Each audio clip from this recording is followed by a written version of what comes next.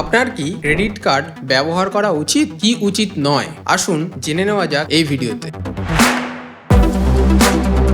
আমি বলবো আপনার ক্রেডিট কার্ড ব্যবহার করা উচিত, কারণ এর অনেক সুবিধা আছে এবং কিছু অসুবিধাও আছে। এর যে অসুবিধাগুলি আছে সেগুলো নিয়ে আমি পরে আসছি। সবার প্রথমে জেনে নেওয়া যাক এর কি কি সুবিধা আছে।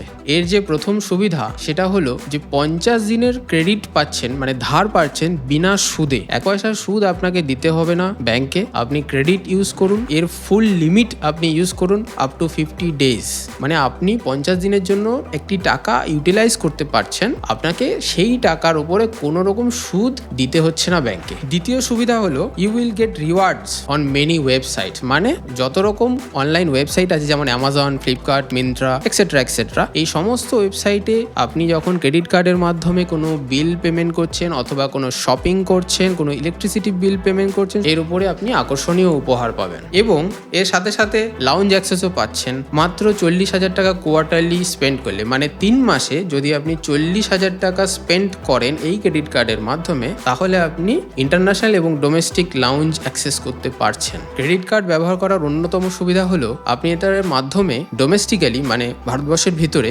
ইউপিআই ট্রানজাকশন করতে পারবেন। মানে আপনার পাড়ার দোকান থেকেও আপনি যদি চাল, ডাল, আটা কেনেন, সে যদি মার্চেন্ট কিউআর ইউজ করে, তাহলে সেই কিউআর আপনি ক্রেডিট কার্ডের মাধ্যমে স্ক্যান করে পেমেন্ট করতে পারবেন। আপনার ব্যাংক অ্যাকাউন্ট থেকে একটা টাকাও ডেবিট করতে হবে না। Last but not the least, আমি এটি রেকমেন্ড করব না, কিন্তু আপনি এটি ব্যবহার করতে পারেন যদি আপনার এমার্জেন্সি সিচুয়েশন আসে। সেটি হলো আপনি এর ফুল অ্যামাউন্টটি ইউটিলাইজ করতে পারেন। ধরে নিন আপনার 2 লক্ষ টাকা মার্জিন আছে, মানে 2 লক্ষ টাকার লিমিট আছে। আপনি আপনারই পরিবারের যদি কারোর ব্যবসায়ী সেই মার্চেন্ট কিউআর থাকে, তাহলে সেই কিউআর স্ক্যান করে আপনি ক্রেডিট কার্ড থেকে 2 লক্ষ টাকা তার অ্যাকাউন্টে ইনস্ট্যান্টলি ক্রেডিট করতে পারবেন এবং সেটি 50 ডেজ আপনি ইউজ করতে পারবেন উইদাউট এনি ইন্টারেস্ট। এবং সেই যে 2 লক্ষ টাকা আপনি ইনস্ট্যান্টলি আপনার পরিবারের কাউকে পেমেন্ট করলেন, সেই 2 লক্ষ টাকা দিয়ে 50 ডেজ পর্যন্ত সেটিকে ইউটিলাইজ করতে পারে, চাইলে ব্যাংকে এফডিও করতে পারে। এবং 45 দিনের জন্য সে যদি এফডি করে, তার যে রেট 5% সে পাচ্ছে, সেটি 45 দিন পরে সেই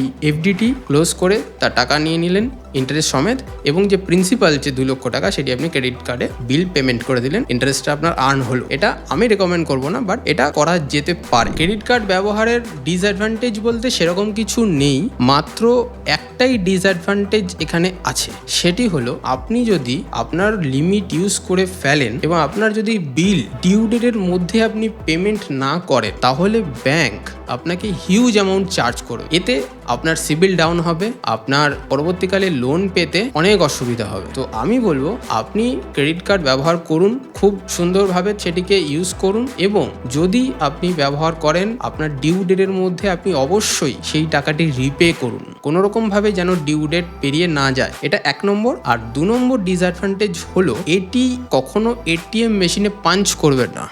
এটিএমে গিয়ে ক্যাশ উইথড্রল কখনো এই কার্ডের এগেনস্টে করবেন না, তাতে হিউজ চার্জেস লাগে, আপ টু 6% চার্জেস লাগে, অনেক সময় আপ টু 40% চার্জেসও লাগে। তো আমি এই দুটো জিনিস রেকমেন্ড করবো না। দুটো জিনিস আপনি যদি না করতে পারেন, তাহলে ক্রেডিট কার্ড আপনার জন্য খুবই উপযোগী।